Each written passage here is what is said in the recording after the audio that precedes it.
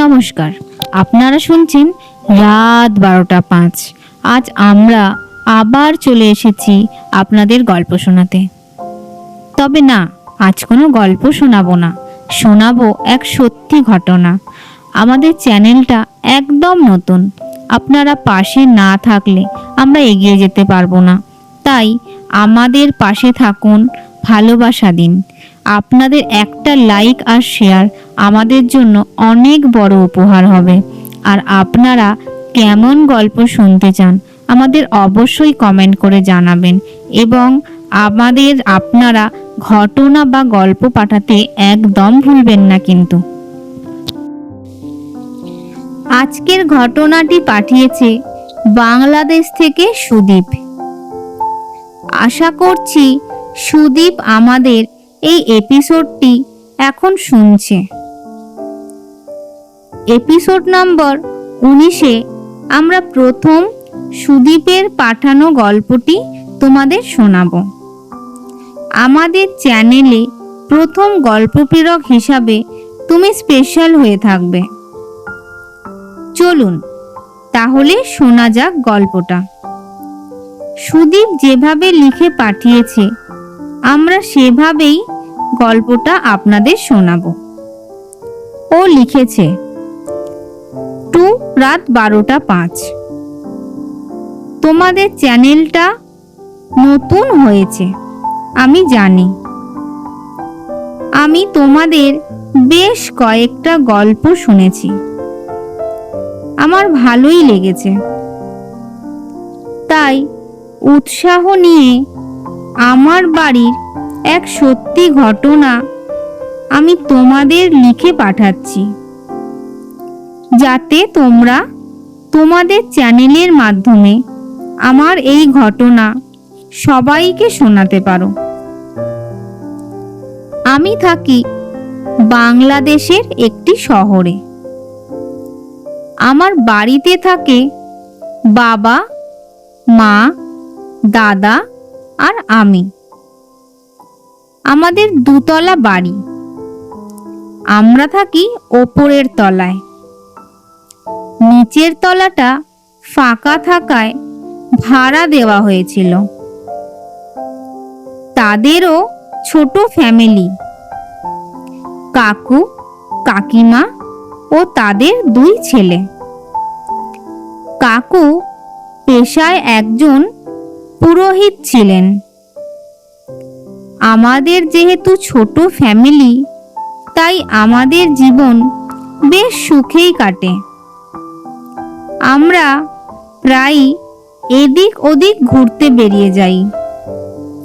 সেরকমই একদিন আমরা মামার মেয়ের বিয়ে উপলক্ষে বেশ কয়েকদিন বাড়িতে ছিলাম না।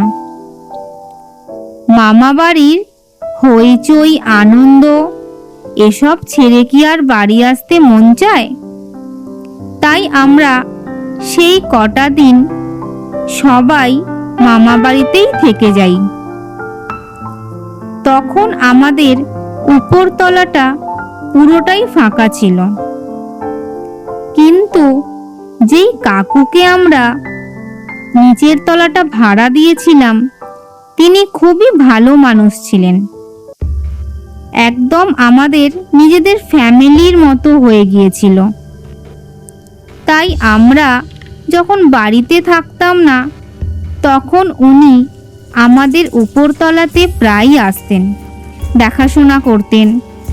এবং উনি যেহেতু পেশায় একজন পুরোহিত ছিলেন, তাই প্রতিদিন 2 বেলা ঠাকুর পুজো করতেন এবং উপরের তলাতেও এসে ঠাকুরকে ধূপ বাতি দিতেন। এরকমই একদিন সন্ধ্যাবেলা উনি ধূপ বাতি দিতে উঠেছেন উপরে।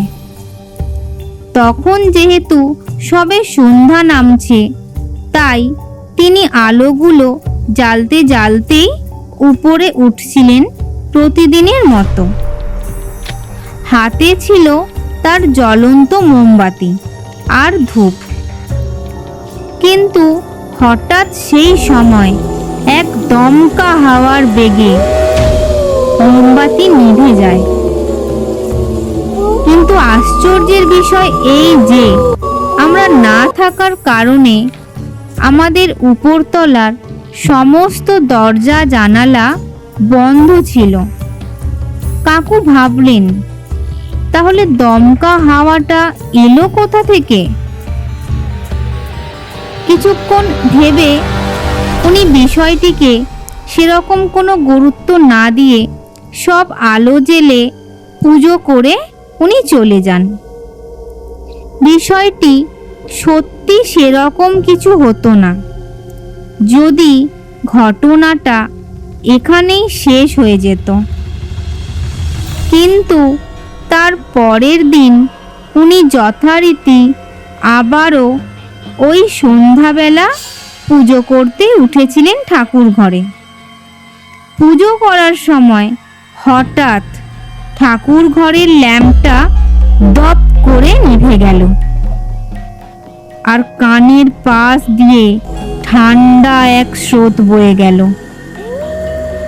তখনই কাকু একটু ভয় পেয়ে গেলেন। তিনি তাড়াতাড়ি করে মোমবাতিটা জ্বালালেন, কিন্তু তারপরেই আবার ঠাকুর ঘরের আলোগুলো সব জ্বলে উঠল। উনি চারিদিকে ভালো করে তাকিয়ে দেখলেন, কোথাও কিছু নেই, সব নিস্তব্ধ। তখন তিনি নিজেই নিজের মনকে বোঝালেন যে হয়তো উনি ভুল ভাবছেন, তেমন কিছুই নয়। তারপর তিনি পুজো করে চলে গেলেন। এই ঘটনার কথা তিনি বাড়ির কাউকে কিছু জানালেন না, এই ভেবে যে হয়তো সবাই তাকে ভীতু ভাববে, তাকে নিয়ে ঠাট্টা তামাশা করবে। সেই কারণে তিনি নিজের মধ্যেই এই ঘটনাটা চেপে রাখলেন। যদি ঘটনাটা এখানেও শেষ হতো, তাহলে আমি হয়তো এই চ্যানেলে তোমাদের ঘটনাটা পাঠানোর কথা ভাবতাম না। কিন্তু আসল ঘটনা ঘটল পরের দিন। আমাদের বাড়ি থেকে 1 কিলোমিটার দূরে এক মেলা বসেছিল। কাকুর 2 ছেলে সেদিন খুব বায়না ধরেছিল সেই মেলায় তারা ঘুরতে যাবে। কিন্তু কাকুর শরীরটা তেমন ভালো না থাকায় তিনি তার স্ত্রীকে বললেন 2 ছেলেকে মেলা থেকে যেন ঘুরিয়ে আনে। কাকিমার কাকুকে ছাড়া যাওয়ার কোনো ইচ্ছা ছিল না, কিন্তু তবুও ছেলেদের জোরাজুরিতে তিনি বিকালে বেরিয়ে গেলেন মেলার উদ্দেশ্যে। তো কাকু তখন বাড়িতে একাই ছিলেন। তখন সন্ধ্যা হয় হঠাৎ ইলেকট্রিক চলে গিয়েছিল। এবার কাকু যেহেতু পুরোহিত মানুষ, তিনি একদম গোধূলি বেলাতেই সন্ধ্যা দিতে পছন্দ করতেন। তাই তিনি কারেন্ট আসার অপেক্ষা না করে একটি মোমবাতি জ্বালিয়ে সন্ধ্যা দিতে শুরু করলেন। সন্ধ্যা দিতে দিতে তিনি অনুভব করলেন উপর তলায় যেন কেউ হেঁটে বেড়াচ্ছে। তিনি সেটাকে গ্রাহ্য না করে উপরের ঠাকুর ঘরের দিকে এগিয়ে গেলেন। যত উপরে উঠছেন ততই আওয়াজ যেন প্রখর হচ্ছে, কারোর হেঁটে চলার শব্দ। তিনি তখন ভাবলেন, তার 2 ছেলে কি তবে মেলা থেকে চলে এসেছে? ওপরে কি খেলাধুলা করছে ওরা দুজনে? তাই তিনি হেঁকে বললেন, কিরে, কে আছিস? কারোর কোনো সাড়া না পেয়ে তিনি ঠাকুর ঘরে গিয়ে পুজো করতে লাগলেন। আবার সেই প্রথম দিনের মতো দমকা এক হাওয়া তার হাতের মোমবাতিটি নিভিয়ে দিল। পুরো গায়ের পাশ থেকে বয়ে গেল এক শীতল বাতাস। কানে আসতে লাগলো ঘুঙুরের আওয়াজ। তিনি যতবার ম্যাচিস জ্বালাতে যাচ্ছেন ততবারই নিভে যাচ্ছে, কিছুতেই মোমবাতি জ্বলছে না। কাকু চিৎকার করতে লাগলেন, কে কে আছো? কে ওখানে? তখন এক প্রকট অট্টহাসি শোনা যেতে লাগলো চার দেওয়ালের মধ্যে থেকে। সে বলতে লাগলো, তুই কেন উপরে এসেছিস? তুই জানিস না উপরের তলার মানুষরা নেই? কেন আমাকে বিরক্ত করতে আসিস রোজ? তখন কাকু বলে উঠল ভীতু গলায়, কে তুমি? কে? তখন আবারও অট্টহাসি দিয়ে দমকা হাওয়ার সাথে ঘুঙুরের শব্দ যেন আরো প্রখর হতে লাগলো। সাথে পরিষ্কার আকাশে বিদ্যুৎ চমকাতে থাকলো। এই পরিস্থিতি সহ্য করতে না পেরে কাকু জ্ঞান হারালেন সেখানেই। তারপর যখন চোখ খুললেন, উনি দেখলেন ঘরের বিছানায় শুয়ে আছেন। তাকে তার স্ত্রী ও দুই ছেলে মিলে ধরাধরি করে তার ঘরে নিয়ে এসে শুইয়ে দিয়েছেন। তারপর কাকু তার পরিবারকে সব ঘটনা জানিয়েছেন এবং আমাদের সব জানায় আমরা বাড়ি ফিরতে। এবং কাকিমা বলেন, তিনি তার দুই ছেলেকে নিয়ে যখন মেলা থেকে বাড়ি ফিরলেন তখন কোথাও কাকুকে দেখতে না পেয়ে উপরে যান। গিয়ে দেখেন সেখানে কাকু অচৈতন্য অবস্থায় পড়ে আছেন। আর হ্যাঁ, আরেকটি কথাও কাকিমা বললেন, সারা বাড়ির কোথাও কোনো জিনিস কিন্তু লণ্ডভণ্ড ছিল না। যেমন সাজানো গোছানো বাড়ি তেমনই ছিল। এই সব শুনে আমরাও বেশ কয়েকদিন তখন খুব ভয়েই দিন কাটাতাম, কিন্তু আজ পর্যন্ত আমাদের সাথে কোনো অস্বাভাবিক ঘটনা কিছুই ঘটেনি।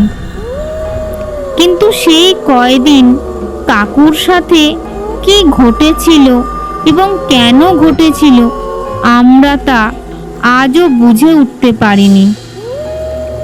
আমার বাড়ির এই ঘটনা যদি তোমরা তোমাদের চ্যানেলের মাধ্যমে সবাইকে শোনাও তাহলে আমার খুব ভালো লাগবে। ইতি সুদীপ, তোমাদের চ্যানেলের জন্য আমার শুভ কামনা রইল। এই বলে সুদীপ আমাদেরকে তার পাঠানো চিঠিটা শেষ করেছে। তাহলে কেমন লাগলো আপনাদের সুদীপের পাঠানো গল্প? আমার তো বেশ ভালো লাগলো। ঘটনাটা বলতে গিয়ে মাঝে আমার গায়ে পুরো কাঁটা দিয়ে দিয়েছিল। থ্যাংক ইউ সুদীপ, এত সুন্দর একটা ঘটনা আমাদের সাথে শেয়ার করার জন্য। তোমার জন্য এবং তোমার ফ্যামিলির জন্য আমাদের চ্যানেলের তরফ থেকে অনেক শুভ কামনা রইল। তোমরা সবাই ভালো থেকো, সুস্থ থেকো এই কামনা করি। আর আপনারাও চাইলে সুদীপের মতো আমাদের সাথে আপনাদের কোনো ঘটনা শেয়ার করতে পারেন। আমরা অবশ্যই আপনাদের গল্প বা ঘটনা পড়ে শোনাবো সবাইকে। আজকের মতো এপিসোডটা এখানেই শেষ করছি। দেখা হবে আবার পরের এপিসোডে নতুন কোনো গল্প বা ঘটনা নিয়ে।